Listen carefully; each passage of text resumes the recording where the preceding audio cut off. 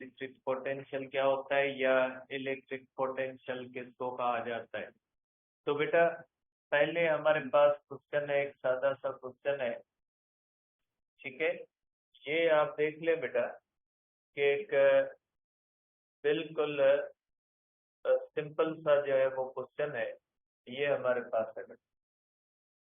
देखिए ये एक बहुत ही सिंपल सा एक क्वेश्चन है जिसके अंदर कहा गया है दो मेटल के स्पेयर हैं ए और बी। उसके अंदर चार्जेस दी गई है कि दोनों की चार्ज इक्वल है 5 माइक्रोकूलम है और इसकी भी क्या है 5 माइक्रोकूलम है। और इनके दरमियान डिस्टेंस कितना है बेटा 1 मीटर है।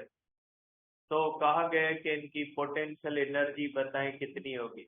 सिंपल सी बात है बेटा, पोटेंशियल एनर्जी इनकी कितनी होती है के Q1 Q2 अपान क्या हो जाता है R हो जाता है। ठीक है, तो ये सिंपल सा एक क्वेश्चन है बेटा जिसके अंदर Q1 is equal to Q2 is equal to 5 microcoulomb है और R इनके दरमियान कितना है R 1 मीटर है। तो इनके दरमियान पोटेंशियल एनर्जी कितनी हो जाएगी Q2 अपान R हो जाए। इस तरह से आप इसको कह सकते हैं, ठीक है। अब दूसरा क्वेश्चन देख ले बेटा कि अगर दो आपके पास निगेटिव चार्जेस हैं, तो मैं आपको ये पहले ही बता चुका हूँ बेटा कि अगर दो निगेटिव चार्जेस हैं तो भी उनकी पोटेंशियल एनर्जी क्या आएगी बेटा, तो भी उनकी पोटेंशियल एनर्जी पॉजिटिव आएगी। देखिए यहाँ पे कहा गया what is the electric potential energy of two electrons separated by 2 nanometer. ठीक है बेटा, अगर दो इलेक्ट्रॉन्स हैं वो एक दूसरे से कितने दूर है 1 नैनोमीटर है। बेटा आप कह सकते हैं कि ये एक इलेक्ट्रॉन है, ये हमारे पास बेटा एक इलेक्ट्रॉन है और दूसरा भी इलेक्ट्रॉन है बेटा हमारे पास। इनके दरमियान जो डिस्टेंस डी है ये है 1 nanometre.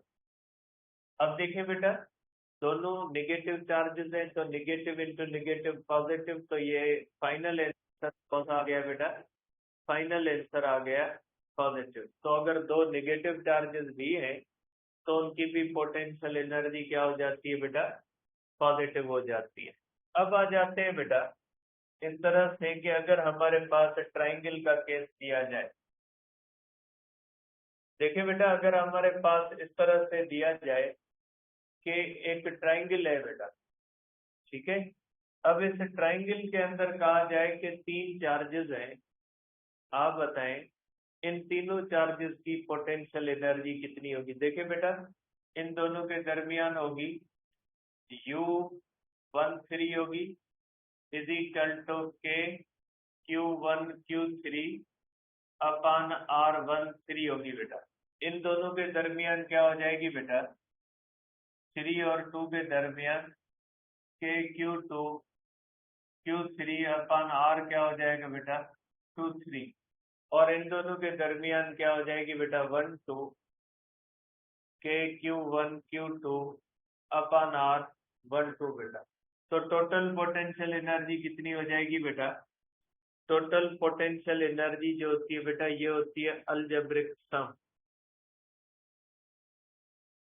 Algebraic sum of all potential energies बेटा।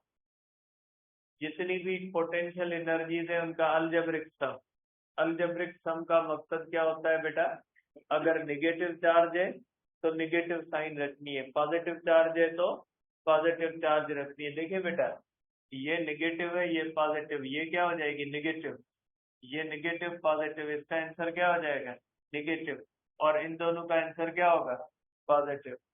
ठीक है, तो आप इसको कहोगे बेटा कि टोटल पोटेंशियल एनर्जी हो जाएगी के Q1 Q2 अपान R12 प्लस के Q1 Q3 अपान R क्या हो जाएगा बेटा 13 प्लस हो जाएगा बेटा के Q3 Q2 अपान क्या हो जाएगा बेटा R23, इस तरह से। तो इस पूरे सिस्टम की टोटल पोटेंशियल एनर्जी ये हो जाएगी।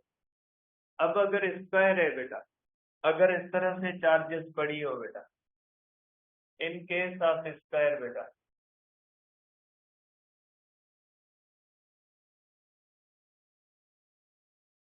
ठीक है, इन केस ऑफ स्क्वायर अगर हम देखते हैं बेटा कि हमारे पास स्क्वायर है, इस तरह से अगर हम देखते हैं बेटा कि हमारे पास एक स्क्वायर है,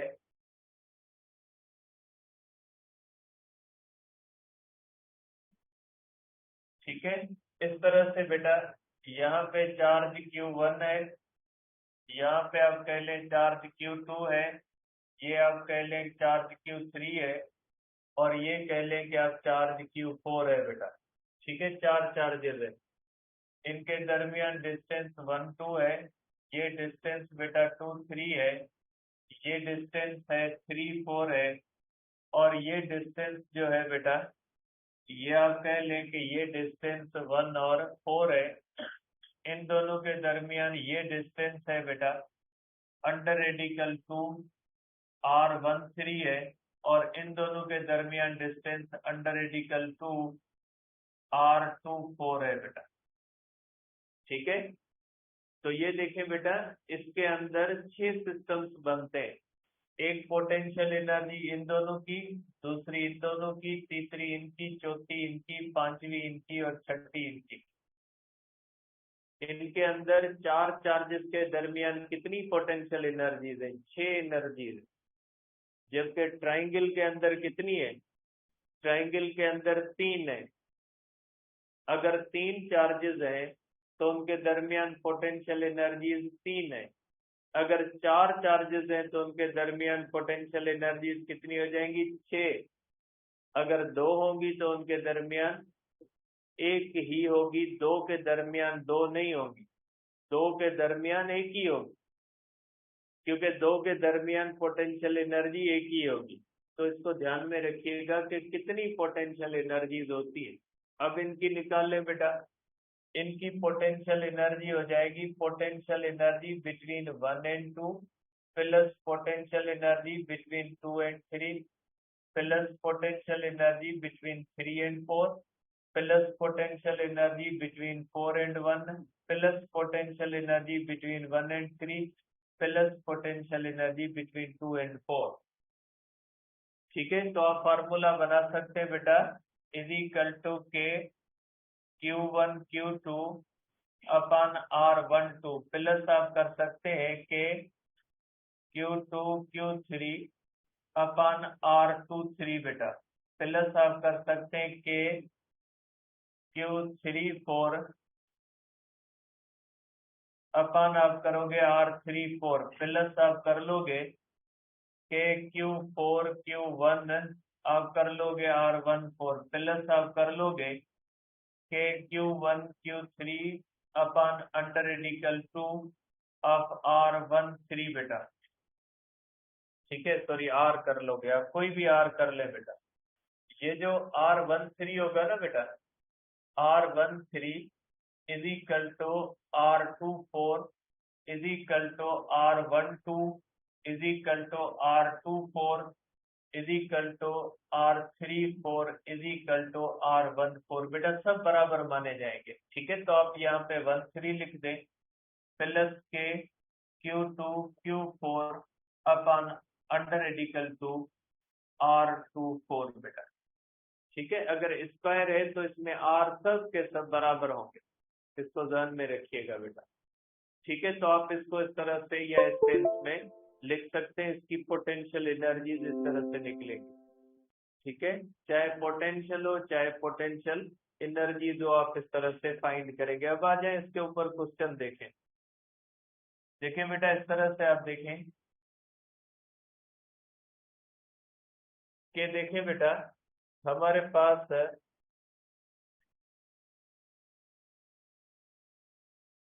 ये बेटा, देखें ये हमारे पास बेटा एक क्वेश्चन है, इसको आप देख ले बेटा।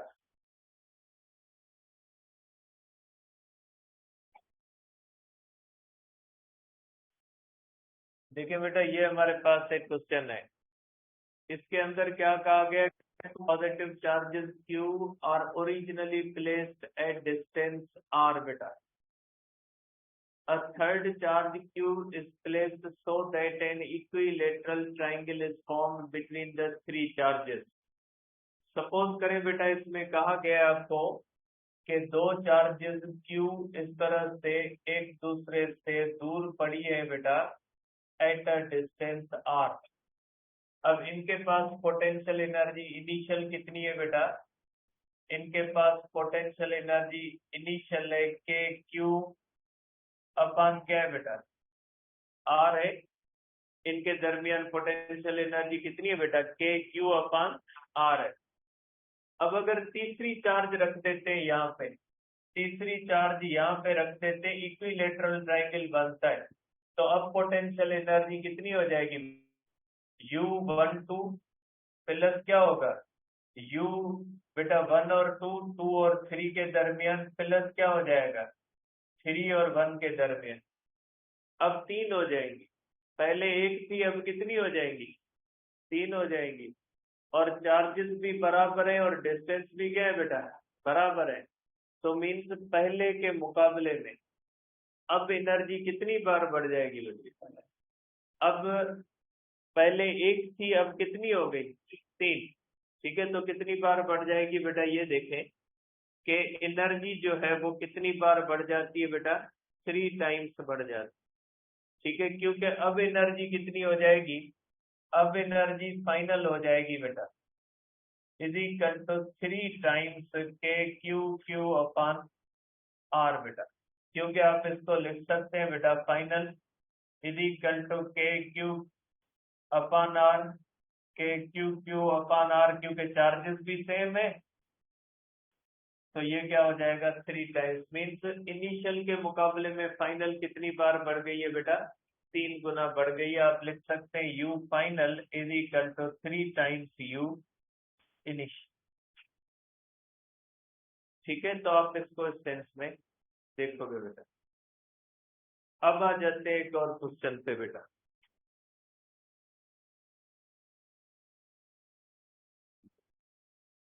ये बेटा आप इसको देखिएगा, मैं इसको लगा देता हूँ। ये इसी टाइप का है, आप इसको देख लीजिएगा। ये थोड़ा डिफरेंट है, उससे थोड़ा कॉन्सेप्ट अलग है बेटा, देखिएगा इसको। और इसके साथ मैं एक दो और भी लगाता हूँ। ये भी बेटा ये ट्राइंगल वाला है, ये मैं आपको बता चुका हूँ, उसी हिसाब से करना है बेटा, ये प्रैक्टिस के लिए है। ठीक है, एक और भी है बेटा कुछ क्वेश्चन, तो उनको भी मैं लगा देता हूँ, आप इनकी प्रैक्टिस कीजिएगा बेटा। ये 4-5 ये छोटे छोटे क्वेश्चन हैं बेटा, ये भी सिंपल से क्वेश्चन हैं। ठीक है, इनको आप जो है वो देख लीजिएगा। इनको ये सब के सब इस पोटेंशियल एनर्जी के फार्मूले से आते हैं बेटा। ठीक, अब देखिए बेटा, अब आप देखें ये बेटा, मैं एक क्वेश्चन लगाता हूँ। ये बेटा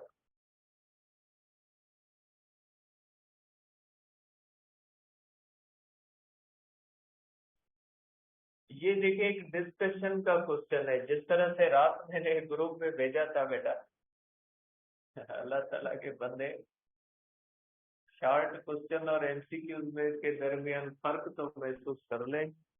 बाकी आपकी मर्जी है, क्वेश्चन और एमसीक्यूज को तो ये जान लें कि ये क्वेश्चन है या एमसीक्यूज है, बहरहाल आपकी मर्जी। A proton is moved to the left in a uniform electric field बेटा, के कौन मूव करता है बेटा? प्रोटॉन मूव करता है। That points to the right, और इलेक्ट्रिक फील्ड किस तरफ पॉइंट करती है बेटा? राइट की तरफ। बनाए आप बेटा, इसको आप कह लें कि ये क्वेश्चन 1 है, ये कह लें कि क्वेश्चन 1 है बेटा, और इसको कह लें कि ये क्वेश्चन बेटा 2 है। तो क्वेश्चन 1 है, क्वेश्चन 1 कहता है कि इलेक्ट्रिक फील्ड क्या है बेटा? इलेक्ट्रिक फील्ड टुवर्ड्स राइट है। और प्रोटॉन किस तरफ मूव करता है बेटा? प्रोटॉन मूव करता है टुवर्ड्स लेफ्ट बेटा, इस तरह। इसकी पोटेंशियल एनर्जी बढ़ेगी या कम होगी बेटा? बढ़ेगी, क्योंकि अगर इलेक्ट्रिक फील्ड ऐसे, इसका मकसद है इस साइड पे क्या है? पॉजिटिव चार्ज है, तभी इलेक्ट्रिक फील्ड हमें है। अगर पॉजिटिव चार्ज के करीब आएगी तो पोटेंशियल एनर्जी क्या होगी, बढ़ेगी। तो आप क्या कहोगे बेटा इसके अंदर कि D decreases, potential energy increases. बेटा आ जाते हैं क्वेश्चन 2 को देख ले बेटा। क्वेश्चन 2 के अंदर क्या कहा गया बेटा, क्वेश्चन 2 के अंदर कहा गया बेटा कि वही इलेक्ट्रिक फील्ड है बेटा, वही इलेक्ट्रिक फील्ड है इस तरह से। अब इसके अंदर एक इलेक्ट्रॉन किस तरफ, an electron is move to the left, left पे मूव करे बेटा, इलेक्ट्रॉन है। अब अगर इलेक्ट्रॉन लेफ्ट की तरफ मूव कर रहे हैं क्या होगा बेटा, देखिए पॉजिटिव चार्ज और नेगेटिव चार्ज एक दूसरे के करीब आ रही है, तो बेटा ये वर्क डन हमारा तो नहीं होगा, ये तो खुद ब खुद आएंगी। तो अनलाइक चार्जेस जब क्लोज आएंगी तो आप क्या कहोगे बेटा, आप कहोगे कि डी क्या होगा बेटा, D decreases, potential energy decreases. बेटा पोटेंशियल एनर्जी क्या हो जाएगी, डिक्रीज, क्योंकि ये अनलाइक चार्जेस है और ये कौन सी है बेटा, लाइक चार्जेस है। अब यहाँ से एक शार्ट पॉइंट आती है बेटा कि अगर पॉजिटिव चार्ज अगेंस्ट मूव करेगी तो पोटेंशियल एनर्जी इंक्रीज होगी, अगर positive charge in the direction move करेगी तो पोटेंशियल एनर्जी क्या होगी, डिक्रीज। आप इसको कह ले बेटा, यहाँ पे लिख ले, इसको यहाँ पे लिख ले बेटा कि if positive charge moves against E, potential energy increases. ठीक है, if positive charge moves in the direction of E, potential energy decreases बेटा। ठीक है, इसी तरह से if negative charge moves against E, potential energy decreases। ठीक है, if negative charge moves in the direction of E, potential energy increases। ठीक है, ये शार्ट पॉइंट भी हम इसके अंदर बना सकते हैं बेटा। तो ये हो गए हमारे पास पोटेंशियल एनर्जी और उसकी चंद चीजें बेटा। उसके बाद अब हम डिस्कस करते हैं बेटा पोटेंशियल डिफरेंस के बारे में कि पोटेंशियल क्या होता है या पोटेंशियल डिफरेंस क्या होता है।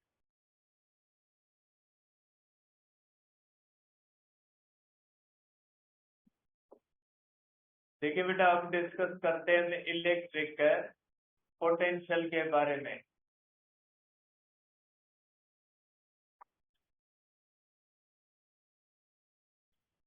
अब इसके अंदर पहले हम डिस्कस करते हैं बेटा इलेक्ट्रिक पोटेंशियल डिफरेंस बेटा।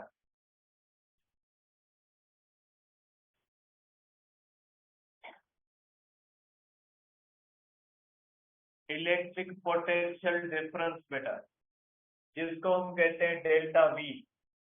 अब ये कॉन्सेप्ट समझिएगा बेटा, बहुत ही छोटा फर्क है और बहुत ज्यादा कंफ्यूजिंग होता है स्टूडेंट्स के लिए। तो पहले फर्क जानिए कि पोटेंशियल किसको कहा जाता है, पोटेंशियल एनर्जी किसको कहा जाता है, दोनों में फर्क होता है। मैं एक एग्जांपल लेता हूं, उसके ऊपर डिस्कस करते हैं। सपोज करें बेटा ये हमारे पास अर्थ है बेटा, ये सपोज करें ये हमारे पास सरफेस ऑफ अर्थ है बेटा। ध्यान से समझिएगा, ये बहुत ही स्टूडेंट्स को कंफ्यूज करता है। फिर आप मैसेज करोगे कि मैसेज पे बेटा एक्सप्लेनेशन नहीं आ सकती। मैं आपको बार बार बता चुका हूँ मैसेज के ऊपर क्या एक्सप्लेन कैसे होता है।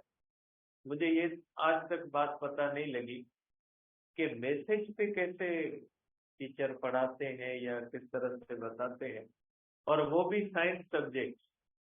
ठीक है, आर्ट्स का हो तो एक लॉजिक रीजन एक छोटा सा दिया जा सकता है, लेकिन अगर पोटेंशियल डिफरेंस का कॉन्सेप्ट सर क्लास में समझ में नहीं आया, मैसेज पे समझाते। अब सर मैसेज पे कैसे समझे? ठीक है, जो चीज क्लास में नहीं समझ में आई वो मैसेज पे कैसे? तो बेटा समझे, क्लास के अंदर बंदा अच्छी तरह एक्सप्लेन कर सकता है। मैसेज के ऊपर तो मैं डेफिनेशन ही बताऊंगा, work done per unit charge is called potential. वो तो मैं इधर भी बता दूं, आपको पता नहीं लगेगा। तो ऐसे नहीं होता, आप फोकस्ड रहे, आप चीजों को समझे। आप जो क्वेश्चन बना के बैठे होते हैं ना, उसी का जवाब मैं दे देता हूँ आपको। लेकिन मसला ये है कि हम जो बना के बैठ जाते हैं ना, वो माइंड बना लेते हैं कि इसको तो पूछना ही पूछना है। तो ये नहीं देखते कि उसका जवाब आ चुका है या नहीं आ चुका। ये चीज आप नहीं देखते कि जवाब आ चुका है, लेकिन आपने फिर भी उसको क्वेश्चन को फेंक देना है, फिर हो ना हो वो अलग बात है। ठीक है, तो आप देख ले बेटा, इसको कुछ कंसेप्ट मैं बता रहा हूँ जो मैसेज में बताना पॉसिबल नहीं होता। आप यहाँ पे समझे। देखिए, मैं एक एग्जांपल लेता हूँ कि सपोज करें कि जमीन के ऊपर एक मास पड़ा है जो 10 किलोग्राम मास है बेटा। ठीक है, 10 किलोग्राम मास हमने अर्थ के ऊपर रखा हुआ है बेटा। अब अगर इसको मैं ले जाता हूँ बेटा, इस मास को मैं ले जाता हूँ 1 मीटर हाइट पे बेटा। ठीक है, तो यहाँ पे इसकी पोटेंशियल एनर्जी की चेंज कितनी आई बेटा? क्योंकि जमीन के ऊपर जाएंगे पोटेंशियल एनर्जी की चेंज आएगी। ये पोटेंशियल एनर्जी की चेंज का फार्मूला होता है mgh। मास कितना है बेटा? 10। जी की वैल्यू आप 10 रख ले, इंटू हाइट 1 लिख ले, ये 100 जूल। ठीक है, आप कहोगे कि potential energy change in 10 kilogram mass is equal to the 100 joule when it moves 1 meter height बेटा। मीन्स अगर 10 किलोग्राम की बॉडी को जमीन से 1 मीटर ऊंचा आप ले जाते हो, तो उसको आप कितना वर्क करते हो? 100 जूल। और वही 100 जूल उसकी पोटेंशियल एनर्जी को इंक्रीज कर देता है। तो आप कहोगे कि ये किसके बराबर हो जाती है? ये बराबर हो जाती है वर्क डन के बराबर। ठीक है, अब ये बात समझ गए कि अगर 10 किलोग्राम की बॉडी है, उसको जमीन से 1 मीटर ऊंचा ले जाते हो, तो उसके अंदर वर्क कितना करना पड़ता है? 100 जूल। आप कहोगे कि उस बॉडी की पोटेंशियल एनर्जी कितनी चेंज हुई है?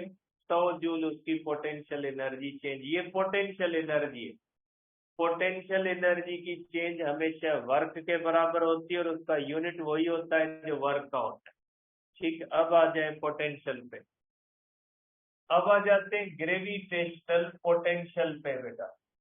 ग्रेविटेशनल पोटेंशियल का मकसद होता है बेटा potential energy per unit mass या वर्क पर यूनिट मास। तो ये हो जाएगा बेटा 100 joule upon 10 kilogram is equal to 10 kilogram पर जूल। ये पोटेंशियल होता है कि 10। अब समझे, कान खोल के सुने, कि अगर 10 किलोग्राम की बॉडी है, उसके ऊपर 100 जूल वर्क हुआ, तो आप कहोगे उसकी पोटेंशियल एनर्जी कितनी है? 100 जूल। मीन्स जितना वर्क हुआ वो किसके इक्वल माना जाएगा? उस बॉडी की पोटेंशियल एनर्जी के। 10 किलोग्राम के ऊपर 100 जूल वर्क हुआ, उसकी पोटेंशियल एनर्जी कितनी है? 100 जूल है। हर किलोग्राम के पास कितना वर्क हुआ? कि हर किलोग्राम के पास पोटेंशियल एनर्जी कितनी चेंज हुई? 10। बेटा 10 किलोग्राम की 100 जूल हुई, तो हर किलोग्राम की कितनी हुई? हर किलोग्राम की 10 हुई। तो हर किलोग्राम की कितनी है वो पोटेंशियल कहलाता है। पूरी बॉडी की एनर्जी जो होती है वो पोटेंशियल एनर्जी कहलाती है। हर किलोग्राम की कितनी होती है वो क्या कहलाती है? पोटेंशियल। फॉर एग्जाम्पल, आप अगर यहाँ पे 100 स्टूडेंट्स हैं और हर स्टूडेंट को एक एक पेन दी जाए या पेंसिल दी जाए, तो मीन्स 100 स्टूडेंट्स को 100 पेंसिल्स दी गई, मीन्स पोटेंशियल एनर्जी 100 स्टूडेंट्स की पोटेंशियल एनर्जी 100 पेंसिल्स।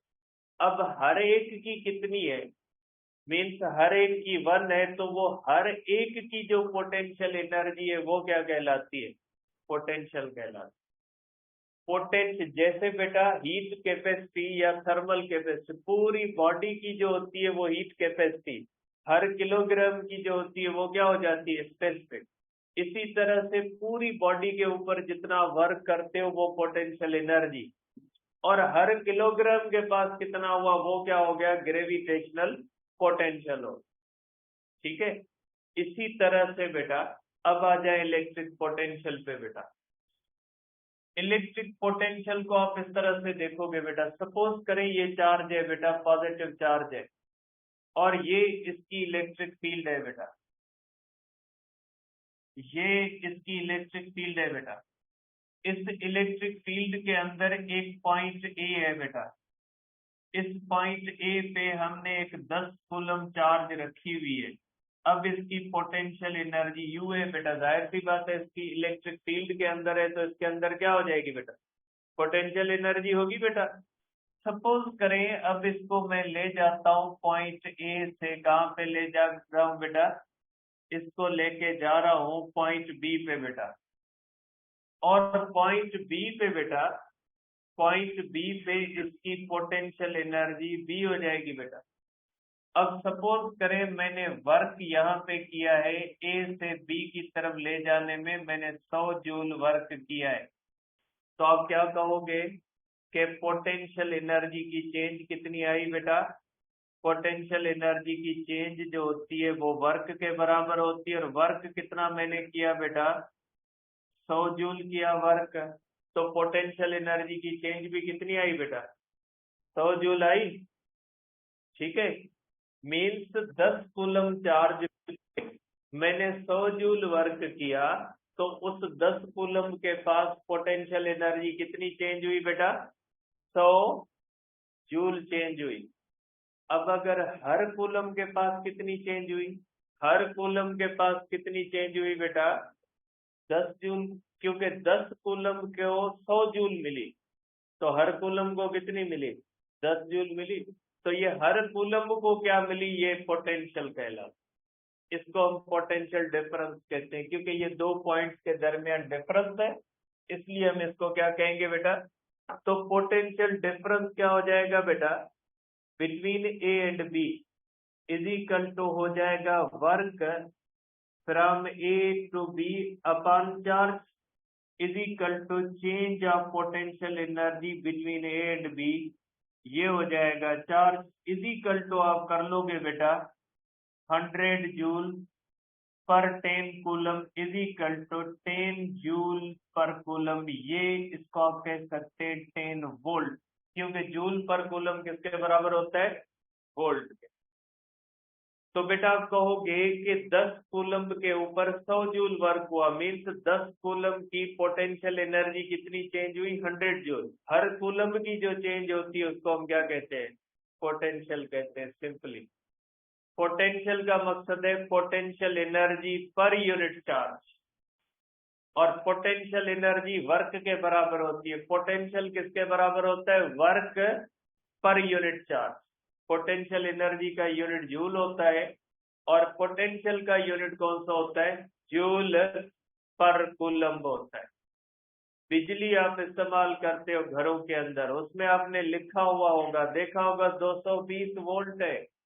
220 वोल्ट का क्या मकसद है, 220 वोल्ट का मकसद है कि आपके घर में जो करंट आ रहा है उसमें हर कूलम्ब चार्ज के पास कितनी एनर्जी है, 220 जूल है। 220 वोल्ट का मकसद है आप जो वापडा की लाइन से करंट हासिल कर रहे हो, उस करंट के अंदर हर कूलम्ब चार्ज आपको कितनी एनर्जी दे रही है, 220 जूल दे रही है। अगर लाइट डिम हो जाती है, 150 वोल्ट हो जाता है, लाइट डिम होती है, हम कहते हैं ना वोल्टेज ड्रॉप हो गया। वोल्टेज ड्रॉप का मकसद ये नहीं कि चार्जेस आना कम हो गई, चार्जेस वैसे ही आ रही है, लेकिन अब उनके पास एनर्जी कम हो गई। लाइट डिम हो गई, 150 वोल्ट हो गया। इसका मकसद है जो आपके पास वापडा की बिजली आ रही है उसके हर कूलम्ब के पास कितनी जूल एनर्जी है? 150 जूल एनर्जी। ठीक है, तो ये पोटेंशियल और पोटेंशियल एनर्जी होता है। जैसे आप देखें हमारे घरों के अंदर जो एयर कंडीशन होते हैं वो 220 वोल्ट पे तो चलते, डिम लाइट में नहीं चलते। क्यों नहीं चलते? इसलिए कि जब रेफ्रिजरेटर बनाया जाता है तो रेफ्रिजरेटर को कहा जाता है कि भाई आपके पास जो हम हर कूलम्ब भेजेंगे वो आपको 220 जूल देगा और आप काम करते रहिएगा, और वो काम करता रहता है। लेकिन लाइट डिम हो गई, 150 वोल्ट हो गई, तो हर कूलम्ब अब उसको 220 जूल एनर्जी नहीं दे रहा, उसको कितनी दे रहा है? 150 जूल दे रहा है। वो कहता है भाई अब मुझे तो कहा गया था कि आपको 220 जूल देंगे, लेकिन आप मुझे 150 दे रहे हो, मैं काम नहीं कर रहा। तो ये सिस्टम होता है डिम लाइट का, कि अगर एक मुलाजिम रखा जाए उसको कहे भाई आपको 10,000 मंथ पे देंगे, लेकिन मंथ के बाद हम कहे नहीं भाई हम 2,000 देंगे, वो कहेगा भाई हम तो काम नहीं करते। तो यही होता है इलेक्ट्रिकल अप्लायंसेस के पास। जब लाइट हमारे मुल्क में 220 जूल पे सेट है, वोल्ट पे सेट है, इसका मतलब है कि 220 मीन्स फुल लाइट। इसका मतलब ये है कि हर कूलम हमें कितनी दे रहा है? 220 जूल दे रहा है। लेकिन अगर बाहर से 150 आ रहा है, इसका मकसद है कि कूलम वही आ रहे होते हैं, लेकिन फर्क ये होता है कि पहले 220 जूल लेके आ रहे थे, अब कितनी लेके आ रहे हैं?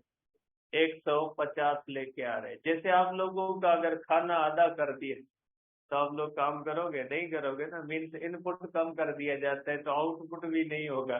तो इस तरह से होता है बेटा, आप इसको देखोगे। अब इसका अगर फार्मूला करें बेटा, तो पोटेंशियल डिफरेंस का अगर फार्मूला करते बेटा, तो work A B upon charge, और ये हो जाता है बेटा पोटेंशियल एनर्जी का डिफरेंस अपॉन चार्ज बेटा। और पोटेंशियल एनर्जी के डिफरेंस का हमने फार्मूला किया था बेटा, ई dot delta are upon Q, Q गया क्यू में बेटा, ई डॉट डेल्टा आर। तो पोटेंशियल डिफरेंस का फार्मूला क्या हो जाएगा बेटा? ई डॉट डेल्टा आर बेटा, ये आ जाएगा, डॉट प्रोडक्ट है बेटा। ये आप करोगे बेटा, delta V is equal to E delta r cos theta. बेटा ये आ गया पोटेंशियल डिफरेंस का फार्मूला। लेकिन ये फार्मूला हर जगह पे यूज नहीं होगा बेटा।